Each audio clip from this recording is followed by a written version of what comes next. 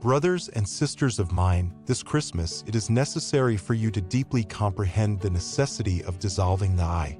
The greatest danger that exists in life is the danger of converting ourselves into hasnamussen. Whosoever does not work in the dissolution of the I gradually degenerates himself more and more in each existence.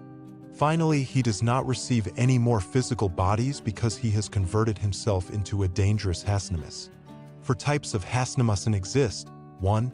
Hasnamussen of a cretinous type, very decrepit, stupid, and degenerate. 2. Hasnamussen who are strong, astute, and perverse. 3. Hasnamussen with a double center of gravity but without an astral body, they only have a lunar body. 4. Hasnamussen with a double center of gravity and with an astral body. The hasnamussen of the first type are true cretins, idiots, and degenerated people. They are extremely perverse, yet they do not even have the strength in order to be perverse.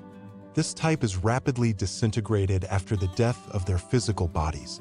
The hasnamussen of the second type keep returning to this world in organisms of the animal kingdom. The hasnamussen of the third type were initiates of white magic who acquired many psychic powers. Yet, they went astray from their path and fell into black magic because they did not dissolve the I. This type of hasnamus is like two heads of a coin, the obverse and the reverse. They have two internal personalities, one is white and the other black. Each one of these personalities has its own self-independence and psychic powers. The hasnamussen of the fourth type are true fallen bodhisattvas who committed the mistake of strengthening the I. These hasnamussen have a double center of gravity. One is diabolical and the other divine. What is most awful in the fourth type is that they have an astral body. One example of this type is Andromlech. This hasnamus confuses the inexperienced evocator because there are two Andromlechs, one white and the other black. Both are adepts, yet they are opposites. Despite this, they are one.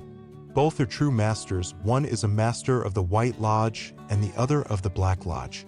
Many initiates achieve the creation of their superior existential bodies of the being, yet they fail because they do not dissolve the psychological I.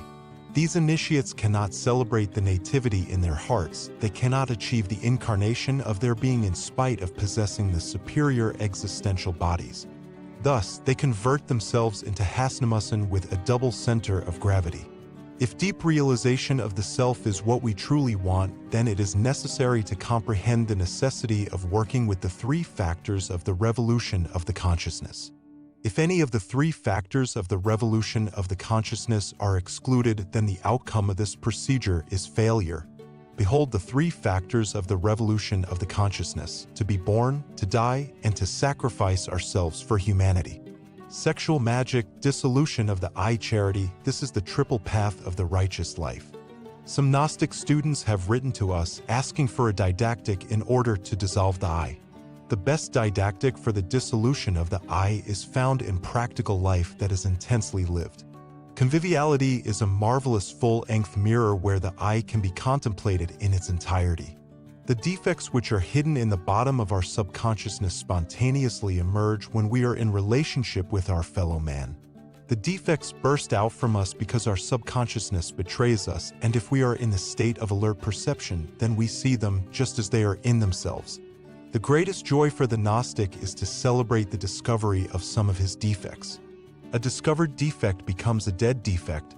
When we discover any defect, then we should see it in action as when one is seeing a movie yet without judging or condemning it.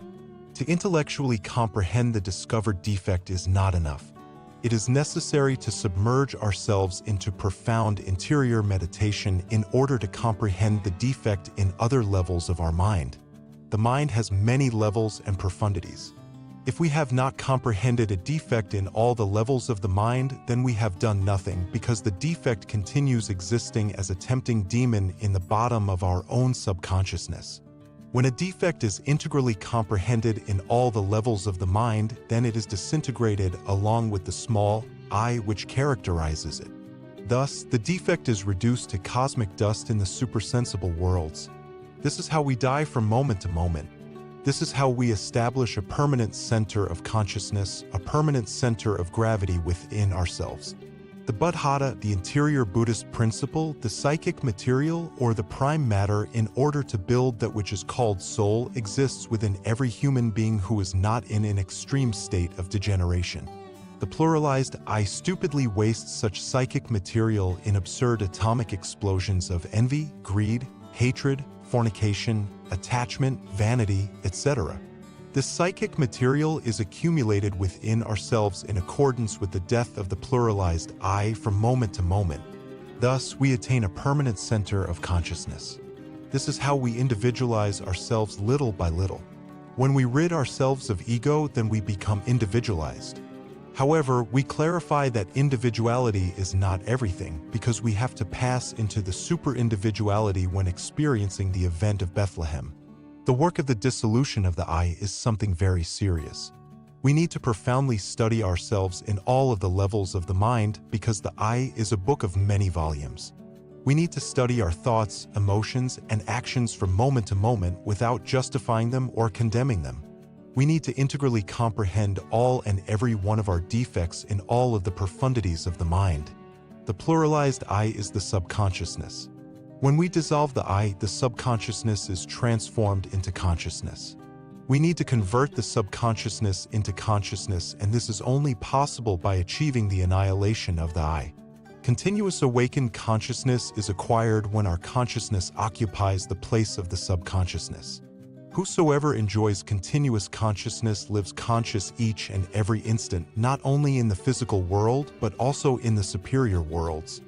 This present humanity is 97% in the subconscious. Therefore, this humanity profoundly sleeps not only in this physical world, but also in the supersensible worlds during the sleep of the physical body as well as after death.